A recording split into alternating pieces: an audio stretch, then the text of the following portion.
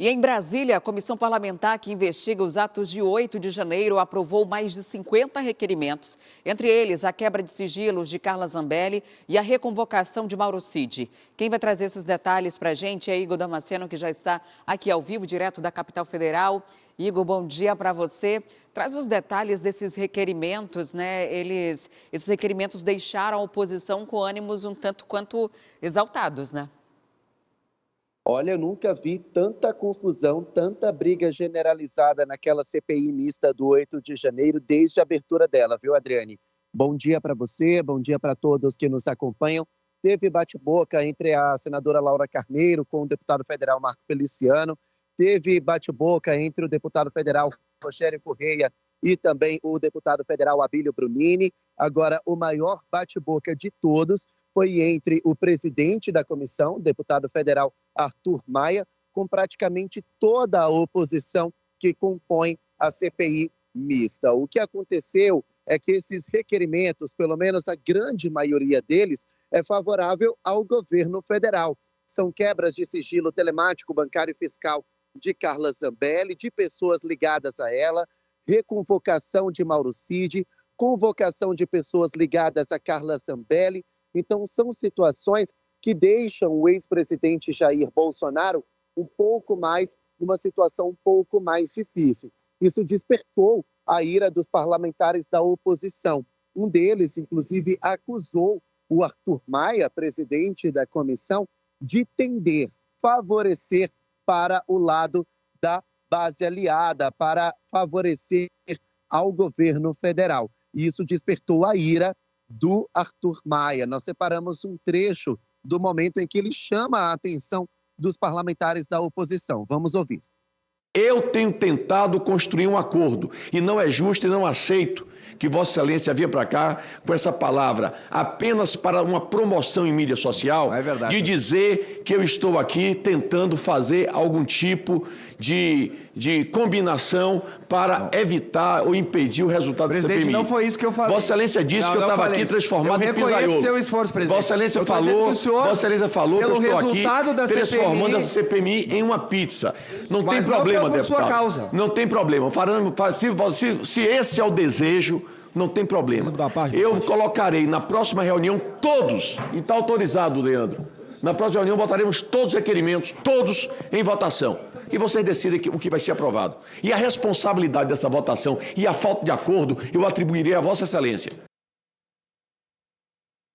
Bom, essa ameaça do Arthur Maia deixa os parlamentares da oposição em alerta. Deixa eu só explicar para vocês o que são esses requerimentos. São mais de 600 requerimentos que estão para votar. Então, para eles não gastarem uma semana inteira de votação apenas de requerimento, eles votam em globo. O que é isso? Aqueles requerimentos que têm alguma pauta um tanto parecida, eles votam tudo junto. Então, em vez de aprovar cada uma, eles aprovam 20 de uma vez, às vezes 30 de uma vez. Isso dá mais celeridade na comissão. Agora, com essa reclamação dos parlamentares da oposição, de que ele estaria aprovando apenas requerimento da base aliada, ele falou o seguinte: a partir de agora nós vamos votar cada requerimento de uma vez. Isso, além de atrasar o rito da comissão, isso pode deixar a oposição em maus lençóis. Por quê? A oposição é minoria lá na comissão. Então, se votar apenas um requerimento que não é da maioria, que não é de vontade da maioria, a chance desse requerimento ser reprovado é muito grande. Isso faz com que os parlamentares da oposição percam poder, porque não vão aprovar requerimentos de convocação, quebra de sigilo, não vão poder fazer muitas reivindicações. Então, depois disso, o Arthur Maia explicou se realmente ele vai votar um requerimento por vez. Vamos ouvir. Se eu conseguir construir o acordo, vamos selecionar os requerimentos fruto do acordo e colocar em votação. Se não tiver acordo, não me resta outra alternativa a não ser colocar todos os requerimentos em votação. E o resultado a gente já sabe qual vai ser. Tá bom? Não tem acordo nenhum. O acordo eu estou na tentativa de construir o acordo. Queria eu ter atingido essa sua ideia. Mas não tem acordo nenhum. Eu estou tentando, com muito esforço, construir um acordo. Bom, essa votação em globo, tudo junto, ela é interessante para todos, tanto para a oposição quanto para a base aliada, porque se eles forem votar cada requerimento como eu disse, são centenas, eles vão perder muito tempo apenas nessa votação. Então, Arthur Maia, muito provavelmente, vai receber ali orientações de outros parlamentares da oposição que estavam um pouco mais comportados, de parlamentares da base, amigos políticos, para tentar não trazer esse tipo de vingança para a oposição. Ele disse ainda que não é verdade esse negócio de que ele tende apenas para os requerimentos da base aliada, já que houve convocações, por exemplo, do ex-presidente da ABIN, que foi uma sugestão da oposição, e até agora o requerimento mais importante vai vir a partir da semana que vem. O nome de G. Dias já foi aprovado e ele é o próximo depoente. Isso significa que, mais uma vez, a oposição saiu vitoriosa numa aprovação de requerimento. Então, Arthur Maia disse que não procede. Além desse bate-boca de ontem, eles ouviram um ex-assessor do ex-presidente Jair Bolsonaro, Luiz Marcos Reis. Ele foi flagrado na rampa do Congresso Nacional durante o quebra-quebra ali no prédio. E também foi flagrado, foi descoberto alguns áudios que ele mandou para amigos, dizendo que a invasão estava muito bonita, que ele estava no meio da muvuca. Ele disse que estava arrependido de estar ali no Congresso durante a invasão e de que não contribuiu com a depredação do patrimônio público, viu, Adriane? Maia diga que não há esse favorecimento, é muito evidente durante o que é aprovado e o que não é, que existe uma tendência que ela é natural. Afinal de contas, a CPMI, ela é um ato político de alguma forma, e quando consegue se colocar, era um pedido da própria oposição, a base aliada sempre foi contrária à CPMI para investigar os atos, só cedeu quando as imagens de G. Dias vazaram e aí houve um entendimento, não, a gente não deve nada, vamos abrir então e vamos investigar. E aí eles conseguiram encaixar as pessoas da base aliada e que tem um peso grande, né, na convocação. Além disso, o próprio G. Dias, que desde maio, as imagens vazaram, não apareceu ainda, né? Ele é o próximo depoente e é um depoimento muito aguardado, porque são imagens que chamaram muito a atenção e que complicaram de alguma forma a base aliada. Agora, Igor, e as imagens, elas chegaram até a CPMI, porque todas essas convocações, sem as imagens, elas podem até perder ali o seu sentido e significado, caso seja comprovado algo através das imagens que um simples depoimento, que aí vai depender da narrativa que cada pessoa escolhe ter, vai ter peso, né? Exatamente. Inclusive, essas imagens do Palácio da Justiça, que são tão aguardadas, tão requeridas pelos parlamentares da oposição, também estiveram ali na pauta dessa discussão entre a oposição e Arthur Maia. Mais uma vez, a oposição cobrou uma atitude mais enérgica do Arthur Maia. Ele disse que não podia pegar a Polícia Legislativa, ou seja, a segurança ali do Congresso Nacional, e obrigar a polícia do Palácio da Justiça a entregar essa imagem de maneira coercitiva, e de que ele já acionou as instâncias, agora está esperando o Supremo Tribunal Federal. Eu também questionei aos parlamentares a respeito desses requerimentos. A maioria realmente tende para o lado da base aliada. A senadora Elisiane Gama disse que ela segue um contexto que começa ali nas eleições de outubro do ano passado e vão avançando à medida em que eles vão trazendo mais depoentes. Então, agora que eles chegaram, de fato, na invasão do dia 8 de janeiro. E a convocação de G. Dias, ela já pula para maio. Essas imagens explodiram em maio. Então, ela disse que ela tenta seguir um contexto. Em contrapartida, Arthur Maia disse que, para manter a imparcialidade, ele precisou convocar algumas pessoas antes do previsto. E uma outra situação pelo qual Arthur Maia se agarra para dizer que é mentira, que ele tende a favorecer o lado da base aliada, é que a base sempre defendeu a quebra de sigilos de Jair Bolsonaro e da ex-primeira-dama Michele, e que ele não concorda com isso porque não quer misturar o escândalo das joias com as invasões de 8 de janeiro. Então, todos esses argumentos foram apresentados por Arthur Maia para dizer que a oposição estava sendo leviana.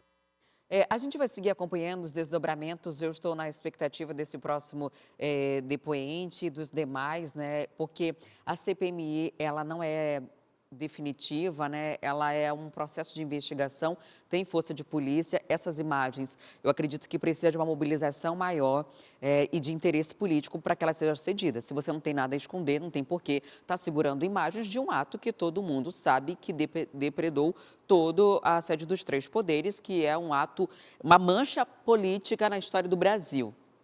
Então, não tem por que não ceder essas imagens se não tem nada a ser escondido. Isso aqui é fundamental.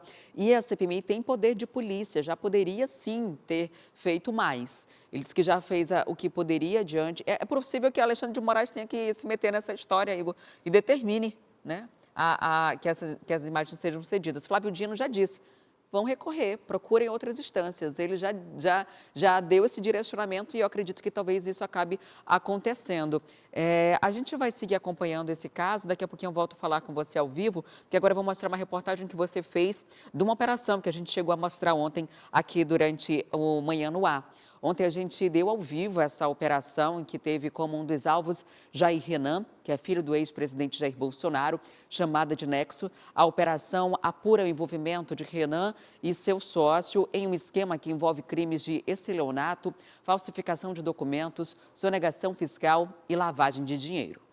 Os mandados foram cumpridos no início da manhã de hoje em endereços ligados a pessoas supostamente envolvidas no esquema. Neste prédio, na área nobre de Brasília, fica um apartamento da família Bolsonaro, geralmente utilizado por Jair Renan. O local foi um dos alvos da operação. De acordo com as investigações, Maciel Carvalho, instrutor de tiro de Jair Renan, é o mentor de uma organização criminosa especializada em lavagem de dinheiro. Ele seria o responsável por criar empresas de fachada e contratar pessoas utilizadas como laranjas para se passar por donos dessas empresas. O grupo criava notas fiscais falsas para não pagar impostos e embolsar o dinheiro não declarado. Um dos investigados, que foi preso na presente data, inclusive chegou a dar vida a uma pessoa física inexistente, o qual, na sua realidade, trata-se de um foragido da justiça que compareceu à instituição financeira e conseguiu fazer a abertura de uma conta bancária. Ao todo, 5 mandados de busca e apreensão foram cumpridos e o instrutor de tiros foi preso preventivamente. O advogado dele tenta ter acesso aos autos do processo.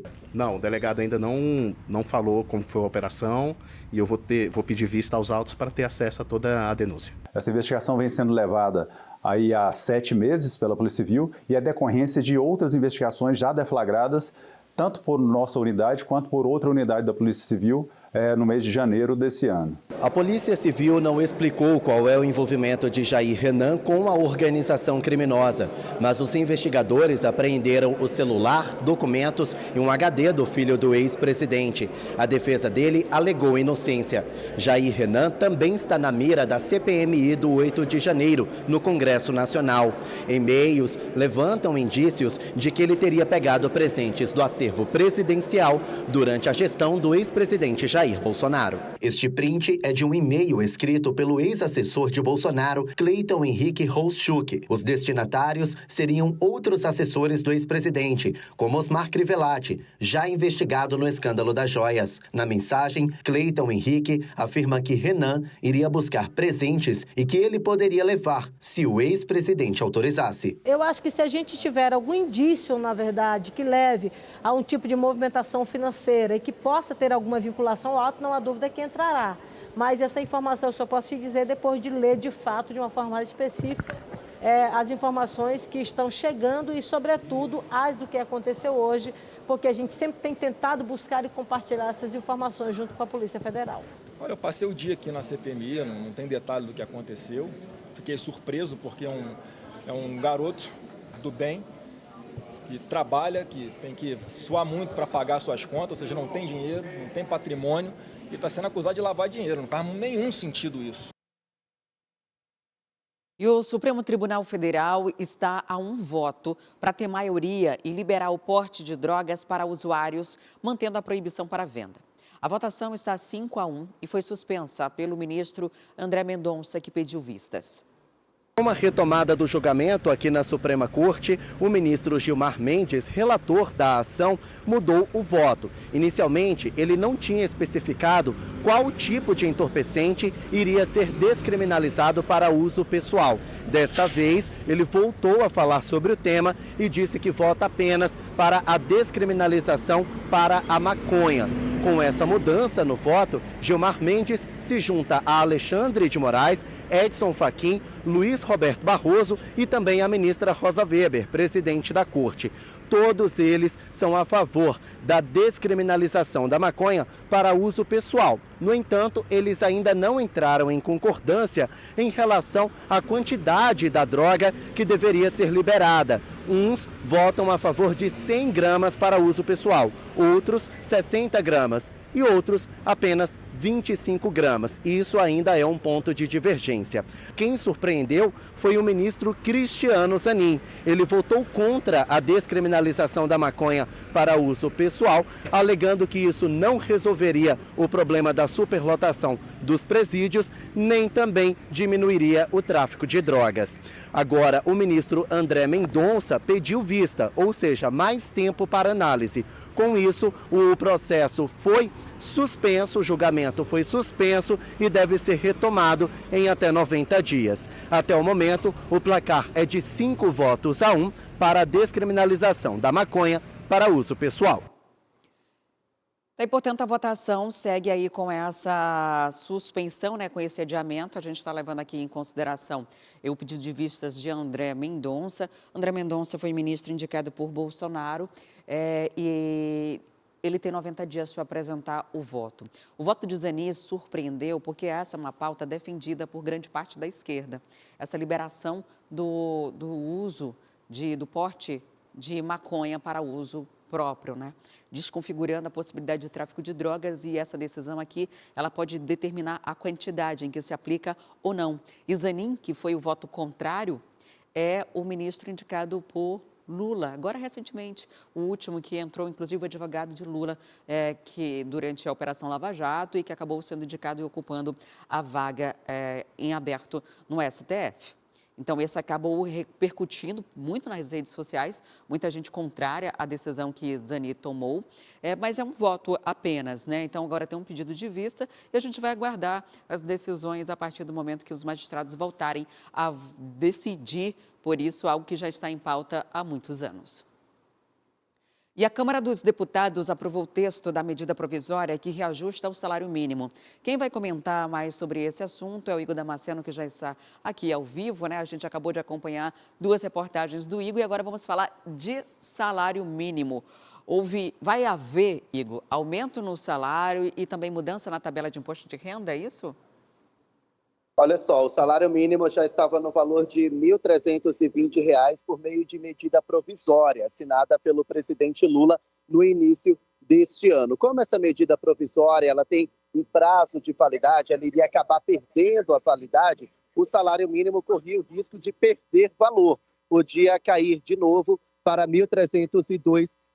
No entanto, os senadores aprovaram a medida provisória que garante o valor de R$ 1.320 no salário mínimo e agora cabe ao presidente da República sancionar essa medida que foi aprovada ali no Senado Federal. O que acontece é que a medida provisória ela é uma lei ali que tem um prazo de validade. No entanto, com a aprovação do Congresso Nacional, ela se transforma numa lei definitiva. A Câmara já tinha aprovado, agora os senadores também aprovaram a medida provisória e agora já é uma lei perene, vai perpendurar. Então, R$ 1.320 estão assegurados para quem ganha esse valor, para quem ganha o salário mínimo. Agora, uma outra aprovação dessa medida provisória diz respeito que o reajuste anual do salário mínimo sempre tem que vir com o ganho real, ou seja, acima da inflação. Acontece que desde 2017,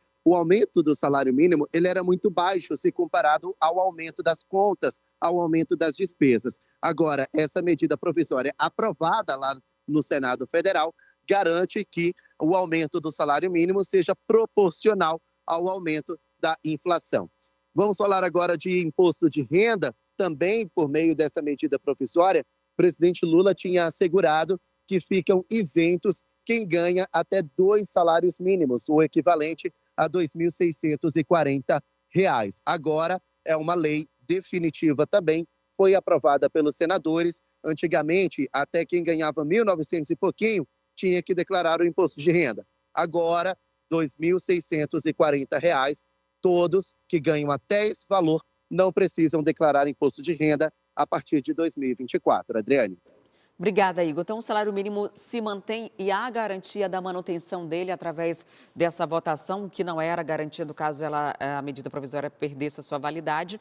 E agora também o aumento, né? Menos pessoas devem declarar imposto de renda proporcional à renda, né? Quer ficar por dentro de todas as notícias e programação da TV A Crítica? Então já se inscreve e ativa o sininho. E até o próximo vídeo.